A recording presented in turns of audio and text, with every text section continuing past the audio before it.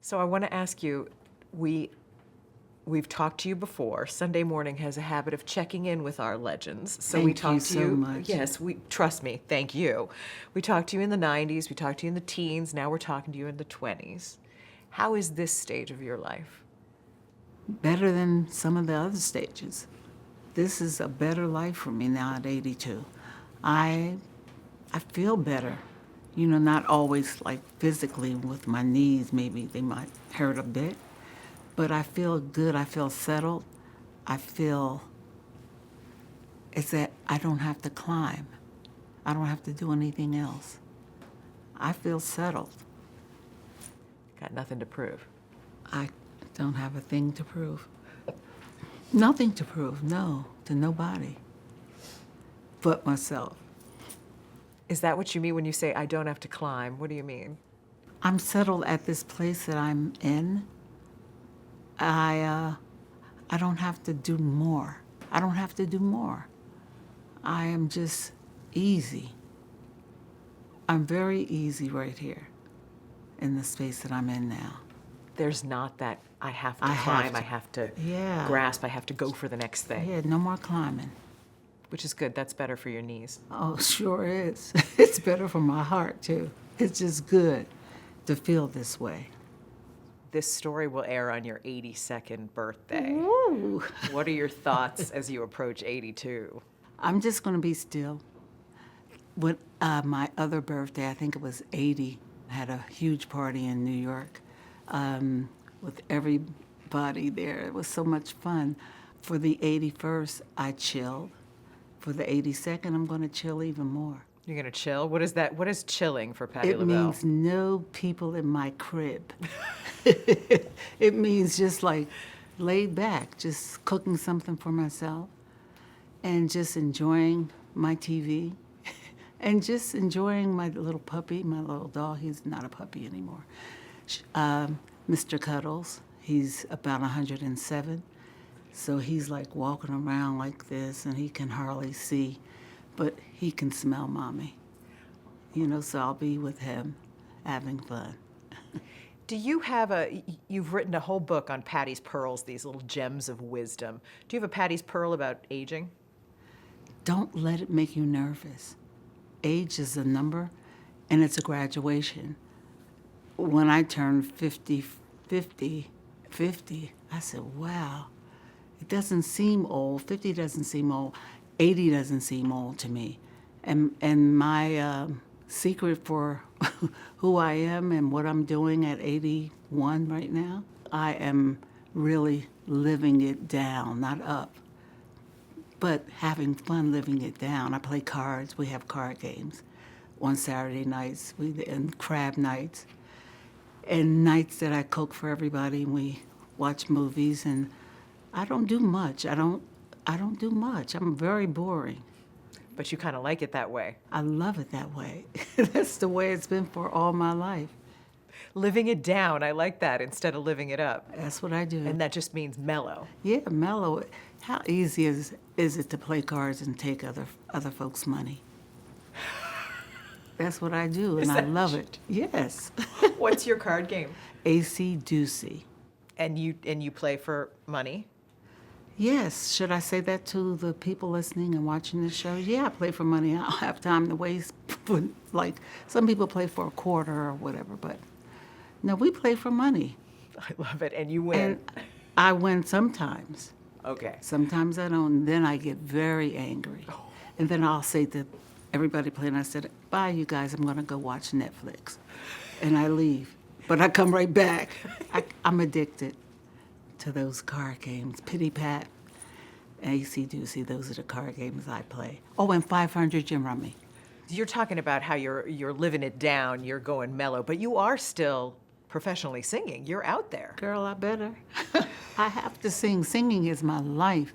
You know, we're on the Queen's tour, and then I have Patti LaBelle shows in between.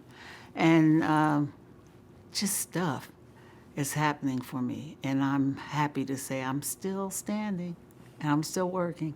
Yes. What do you think accounts for your staying power? I have no clue. Maybe because I don't do much. Like I said, I live it down. I don't do drugs. I drink red wine occasionally, yes. And that's about it. I'm a very quiet person. And Tracy, I don't know if I answered your question, or did I? You did, as far as your longevity health-wise. But what do you think it is about Patti LaBelle that you're still selling out shows, you're still touring? Gosh, it's a blessing that people still come to see Patti LaBelle. And my wonderful band and singers. I mean, we've been together, some of us for 40 years have been with me. I know that helps when I have to perform or whatever, because they give me no fever, no drama. Girl, I couldn't stand drama. No drama. Is that kind of a rule of yours, no drama? Well, they can look at me and tell I'm not that girl who's going to take drama. I have to just snap them out. You snap them out. Yes, I mean, why not let people know what you won't take? And they know it. But because they're nice people, so they're not drama-driven. How would you describe your voice? It's big. I have a big voice. It's loud. It's soft. It can rap. It can do opera on a good day, a real good day. And it's just whatever it is, it is. Some days there's no voice, like hoarseness comes in, and you can't sing well, but you sing anyway. Do you sing anyway? You got that right. No, I got to sing. No matter what comes out, it's who I am. It's Patti at that moment.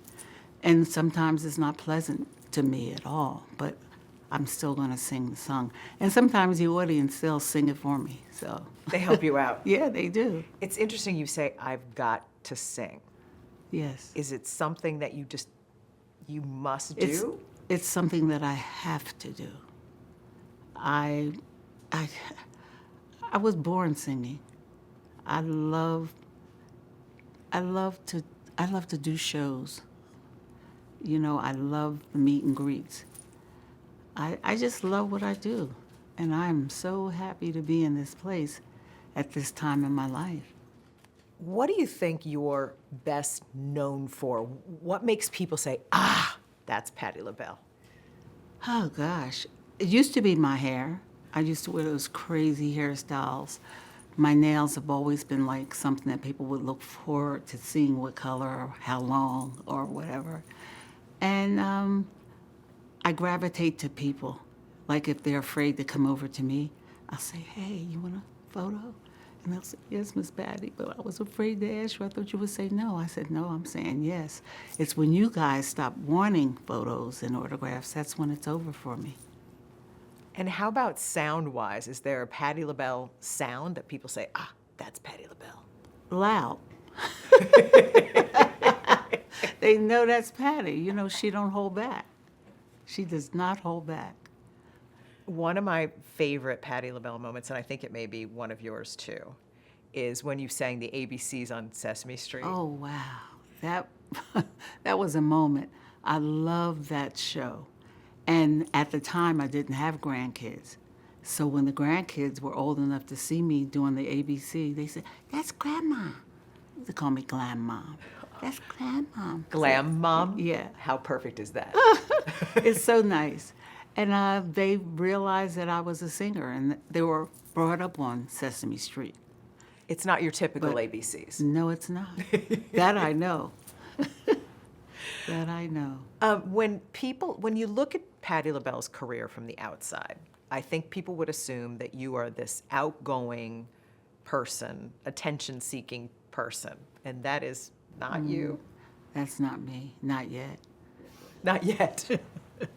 It's not me. No, I don't look for attention or anything. I just look to people to appreciate what I do, because it's totally all from my heart.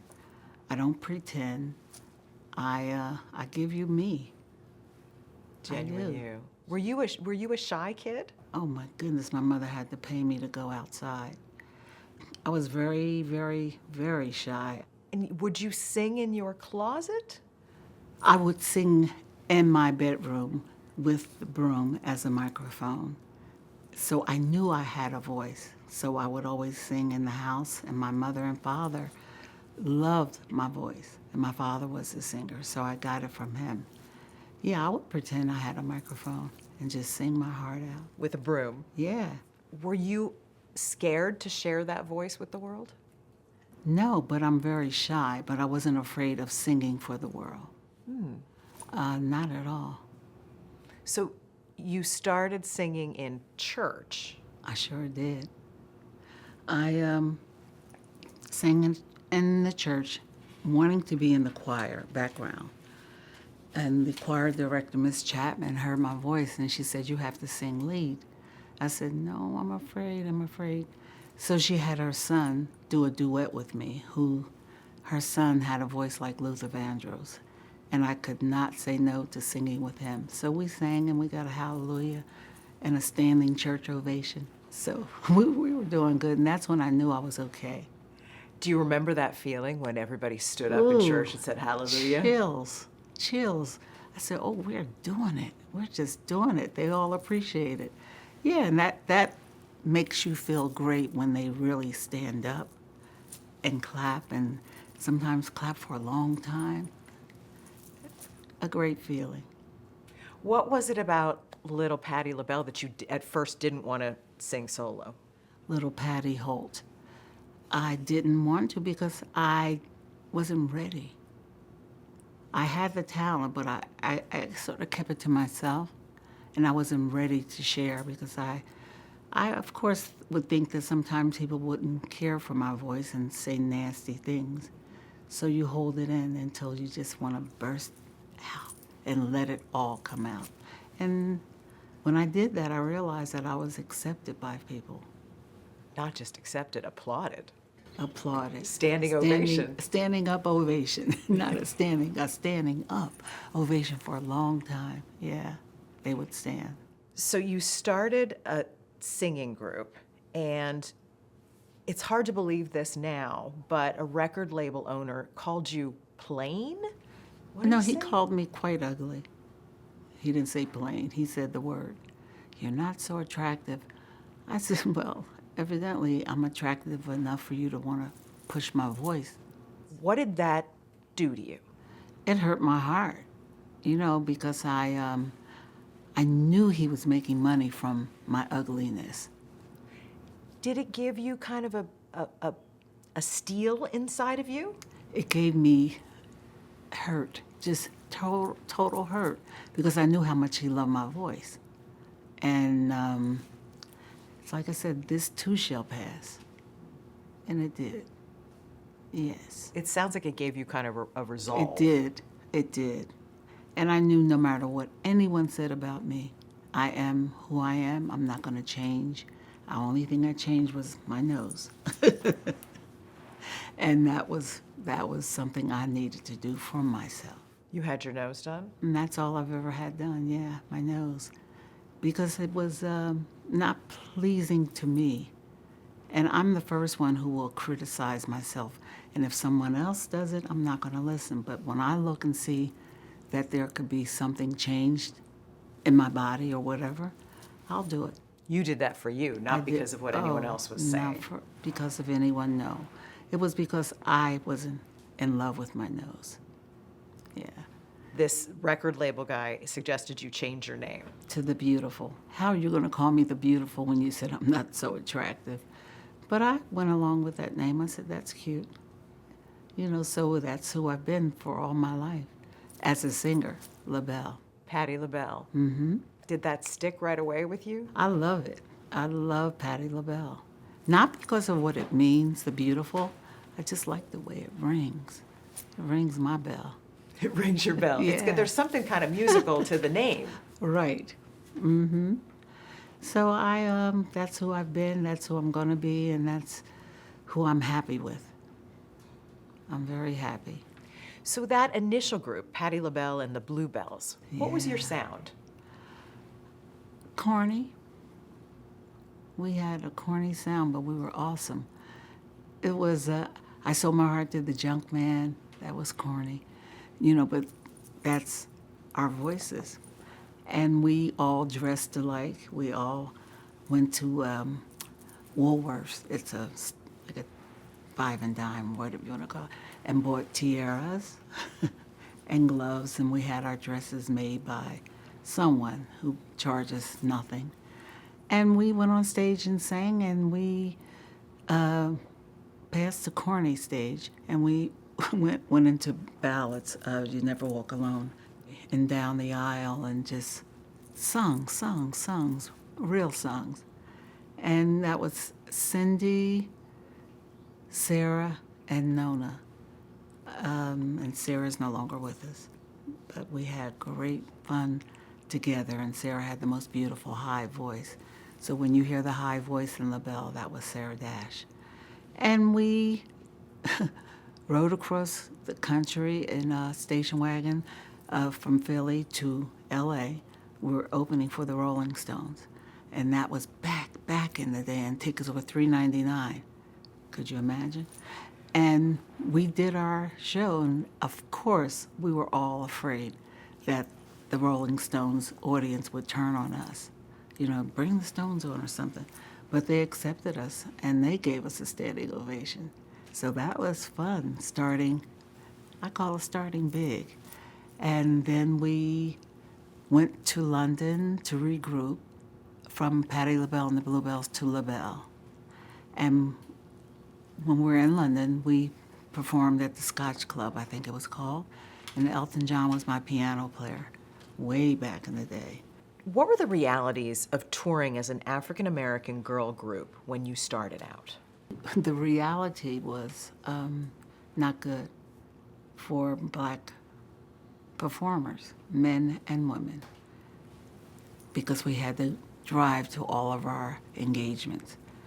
And going through south, down south, whatever you want to say, wasn't easy because we could not book ourselves hotels. So we had a station wagon, and that was our bedroom. You would sleep in the station wagon? Oh, yes, many times. Because you can't, there's no hotel that's going to let, 6 Black folk come in there. So we would stay in the car, and it didn't break us. It didn't break us, but we knew that one day there would be a change. And getting decent food or just traveling the way we traveled, it was the only thing that we could do. And we had our candy bars and sardines and tuna, bags of tuna, canned tuna, whatever, in the car. So that was our meal.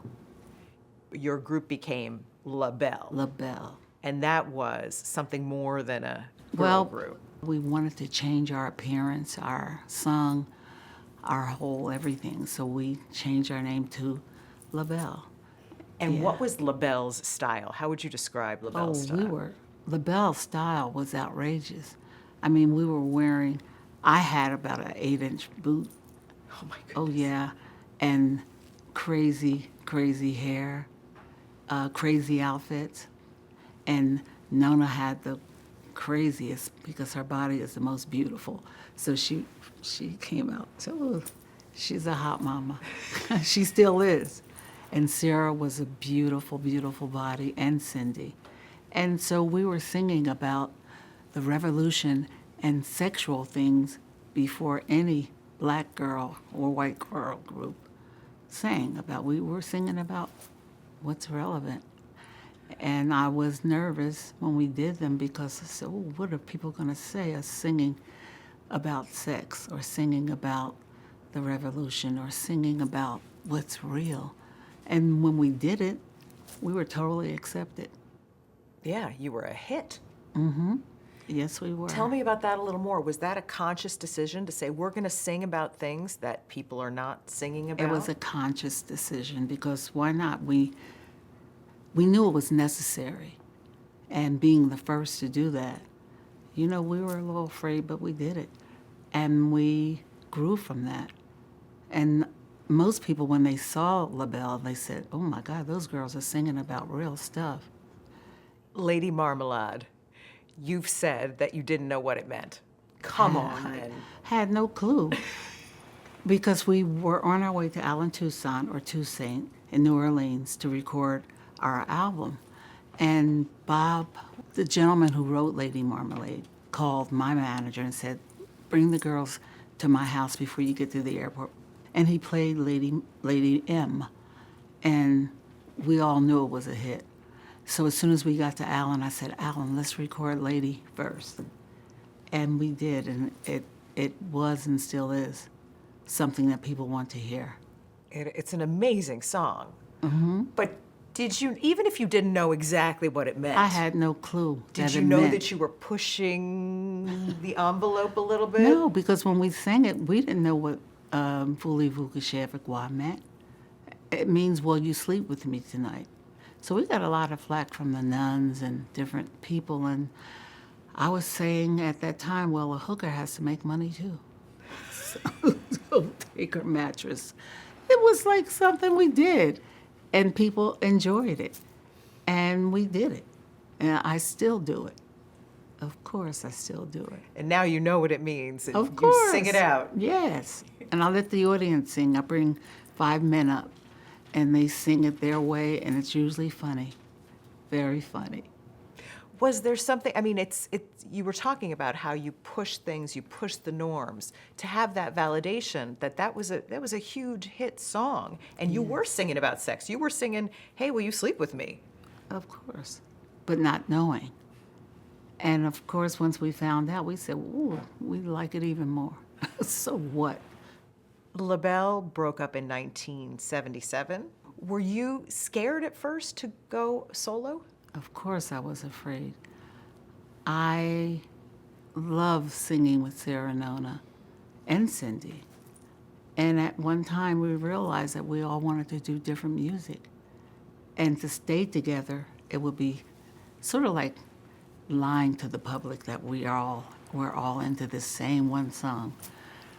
And of course, Nona, she still does her thing, rock, and the best writer in the world. I think she writes songs better than anyone. And Sarah wanted to do her own thing, and I wanted to sing ballads. So we split, but we still got back together and did shows and recordings again. So we broke up, but we didn't break up. Right, you're still We friends. were still friends. Do you remember stepping out on your own for the first time, solo, Patti LaBelle? Petrified. I had to seek help, like a shrink, because I was thinking that the public would think that I broke up. I left the group. And it was like a Diana Ross situation that I was thinking that they would put me in that category of leaving the group. We all left each other. So I had to see people. I had to talk to people just to get my mind right before we had a show in London. I had a show in London. And to get to London, I had to talk to my shrink. Did therapy help? It helped a whole lot. Yes, it did. What did you learn? I learned that I'm never going to stop singing. And if it's with a group or alone, that's what I'm going to do for the rest of my life. So I had to just go and take a chance on not being booed, because you never know how the public is going to take you as a solo performer when you've been with Sarah, Nona, and Cindy. But they didn't throw anything at me. I was safe. You were safe. I'm sure the Yes. reaction was quite different than boos. It was beautiful. Yes, it was. I want to go back because you mentioned the big hair. Mm-hmm. Back then, your hair was, I don't know, almost as big as your voice. It was bigger. Norma Harris did my hair. We called it the bucket, the fans. We did everything to my hair. She did everything to my hair. And the people loved that change. So I became the girl with the hair. How was that for you? Because I would imagine it's hard enough getting out on stage and thinking about your voice and all these other performing things, but now you're navigating this. Oh, no, that was glamour. Child, I would do that any day because it was fierce. It was just beautiful. And so I had no problems holding it on my head or anything. It was just beauty. That's awesome. Do you have a favorite one of those looks? The bucket. The bucket. It's like this. We could put fruit in it or chicken or whatever we wanted to eat in that bucket. And the band ate from it because I would put fruit in it. You stop it. You would Yes, they put fruit did. in the hair. In the hair, because the hair was held together with Aquanet, and it was real firm. And so I could put food in there. And the band one day just took an apple. It was a little apple and some grapes. From the bucket. I Yeah. love it. I did. Do you have a favorite song? I have a few. I do. I have a few favorite songs. I have Ain't No Way by Aretha Franklin. I have If Only You Knew by Patti LaBelle. I have The House I Live In by Frank Sinatra. I have so many, many favorite songs. I love Tupac, California Love. That's my jam. I love that song too. Oh, girl, I dance all night to that. But favorite Patti LaBelle song is? If Only You Knew, and Rainbow, Somewhere Over the Rainbow. And You Are My Friend. That's it. You can keep going. That's all right. Yes, that's it. You mentioned that you were worried that people would see you as Diana Ross leaving the Supremes behind when you left. There's that label that you've had over the years, diva. Do you like diva? I don't like what it means. Like you demand and you have to have certain things on your rider. If not, somebody's going to get fired. Just crazy, crazy things that some divas do. Just call me Patti, the singer. What about, I started off this interview calling you legend. What do you think of that word, legend? I love it. At 81, I should be called legend, legend, legend, legend. Okay? Yes, I love it. You've earned it. I have earned it. Yes, I have. You were married for 30 years. 32 years. You ever think about getting married again? No, honey, at 81? No, boo. No, not at all. No interest? No. I see my ex-husband. You know, we're recording together, but we're best friends. I think sometimes you marry and you realize that you're better off as friends. And we went through 32 years of greatness, and then we decided to split. That's nice that you can have this great friendship. Oh, it's a great friendship. And it should be that way. We have a wonderful son.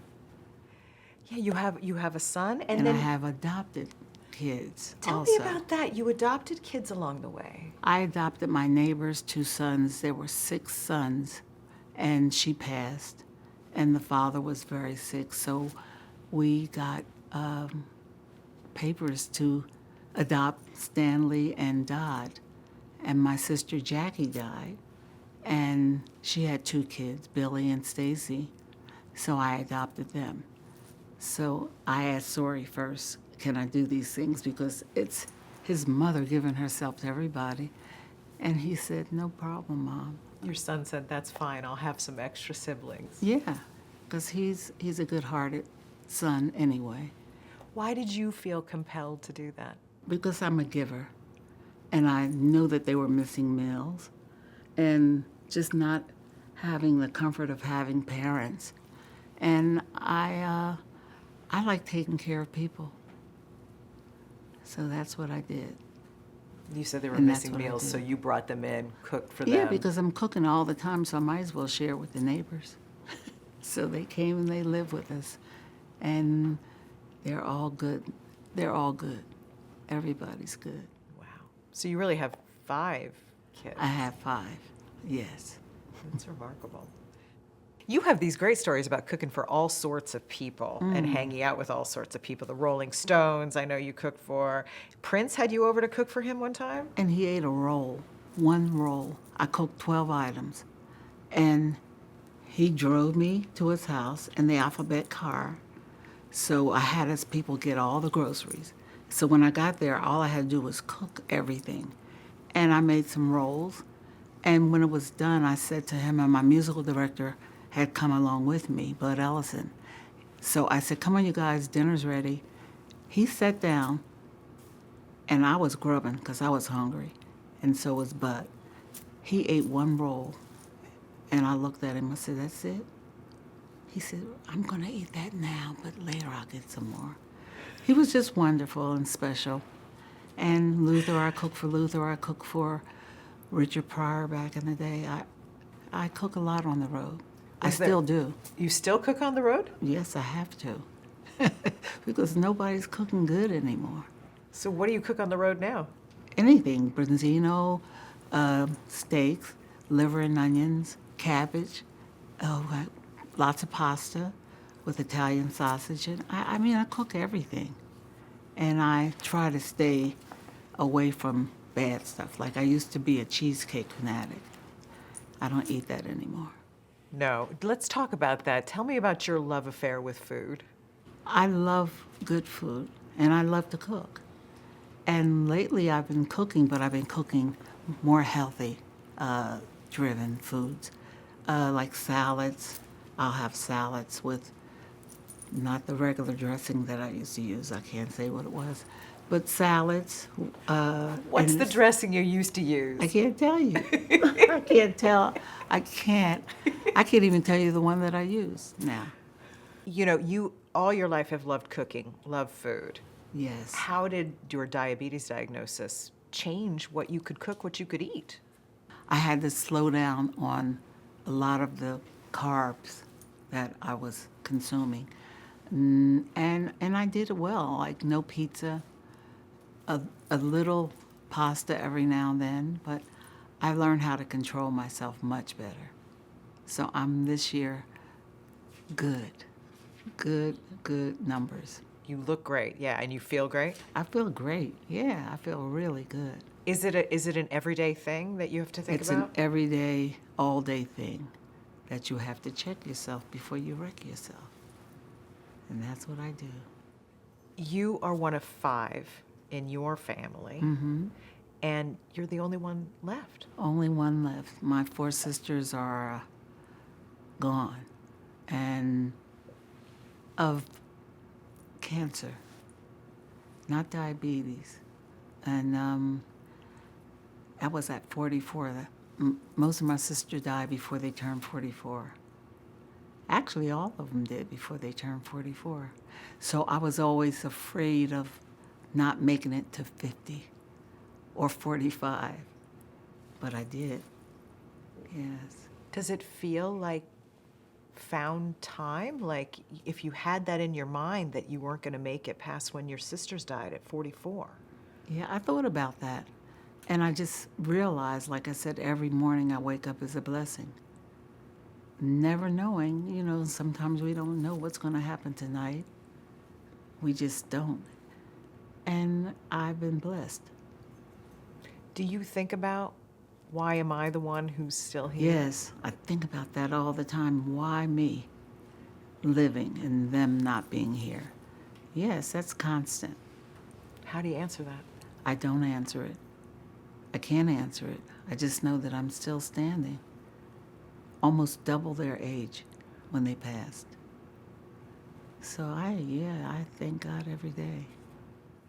Going back to the food thing, so not only did you cook for all of these famous people along the way, but then you started cooking for your average Joe to go pick up in the grocery store. Now, isn't that special? I sure did. Patty's Good Life. Is there something what's the goal behind Patty's Good Life? That it's reasonable for people to eat, and it's great food. And I'm proud of it. Okay, we have to talk about sweet potato pie, though. Oh, yes. And James Wright. Okay. So, Wow. you got some unexpected, perhaps, publicity. I sure did. From a young man who tried your sweet potato pie. James Wright. I had no clue who he was. We were in London on our way back home to Philadelphia, and before we left, somebody came to the hotel and said, "You have to see this footage." I said, "What is it?" And it was this guy singing. I think he did On My Own. Yeah, he did On My Own and talking about my item, my pie. I said, "Who is this child who's giving me all this love?" And at that time, thank God we were doing pretty good with the pie, but he took it to the limit, and it just made everybody just want to taste that pie. It sure did. And he tasted it, and of course he said he wasn't pretending. He said, that was the best sweet potato I've had. I said, oh gosh, better than your mama's? Because mine is not as good as someone's auntie or mama's. Mine just happens to be in stores. And But people you- buy it. And you ended up meeting James Ray? Oh yeah, we're buddies now. I mean, he came and stayed with us for about like a week. You had him stay with you? Yes, because he sings also. He does hair, and he loves food. So he fit right in. He did. Yeah, he's a good friend of ours now. Oh, that's lovely. And you've cooked for him Oh, in person? yes, I had to. So he could see that I was really a cook. Because a lot of people think, well, she's just saying she made that or what. So I have to show him that I do cook, and I love to cook. So he was surprised but honored. He said she wasn't lying. That's Yes. great. You have so many different awards. What's been the biggest reward for you? Well, it didn't come in medal or gold or anything. My son Zori, Your son. the biggest award. I call it a reward also. He's like my best gift because he's like so honest to a point that it makes me angry with him. Like I want to fight him because I want to do this and he says, no, you can't do that. Or I want to wear this. He said, Ma, no, not that. You know, so we have this understanding at the end, we hug and love. But I listen to him about everything because he has a good mind, a very good mind. And he's my manager now, so it all works out with Tori. That's the biggest honor that I've gotten in my life, award or reward. You or say whatever. that over Grammys, Image Awards. It's, yes. Oh, he's forever. That's beautiful. What do you get out of performing live now? Excited every night. I mean, before we go on, we all pray. And we go out, and I'm saying, I hope I gain fans tonight. Because most people are seeing me for the first time. And I'll ask that question, and half the audience raise their hand that seeing me for the first time. And so I'm hoping that I'll let them hear me in a way that they'll say, I'll buy another ticket from that heifer. I'll go did to you see her. say? That they'll buy another ticket from seeing this heifer again. You know, I call myself whatever. You know, and it happens that they do come back. So that's what I'm looking forward to every night I perform, getting a new fan. That's remarkable that half the people have not seen you before. Oh, so many. I mean, it's like, I would say maybe 70% of the audiences sometimes that had not seen Patti LaBelle before. So you're growing new audiences at 82 years old. Yes, I am. Girl, you don't know how well that makes me feel. I feel so, so, so special when that happens. That's really cool. And when you look out at the audience, what do you see? I see a rainbow, a gumbo pot, and they're all there sitting together, probably not knowing or maybe even liking the person next to you. But I do a lot of chit chat in my show, and I talk about how blessed we are to be here, and that we have to start loving each other a little bit more. And I feel at the end of the show that they've gotten that connection with each other who didn't know each other. And I've been told by a few people that I met this person at your concert and we're good friends now. Something nice. You give a lot when you put on a show. Yeah. Are there ever moments where you're like, okay, I have had enough? Girl, yes. I feel that way sometimes, you know, but the show must go on. I'm human. But I perform no matter what. If the knee was falling, I have to continue that show. And I love it because I can still do that with pain. Okay? Because I know some people will give up. I don't have that much pain to give up. No. The show must go on. It has to. When you turned, I think it was like 73, you said, the older I get, the happier I get. Is that still And true? that's still happening. The Yes. older you get, the happier you get? I am getting happier each day. Why do you think that is? I think it's God. I really think it's God. And the way I don't do a lot of things. And I think that's giving me more energy to just continue to do what I do. Since we have this habit of checking in with you regularly, what do you expect you're going to be doing the next time we check in with you, decade or so? Chilling, just relaxing, Still on stage? possibly cooking. I'm still on stage, yeah. This is until the end. My singing, my performing, for the rest of my life. Because I love it.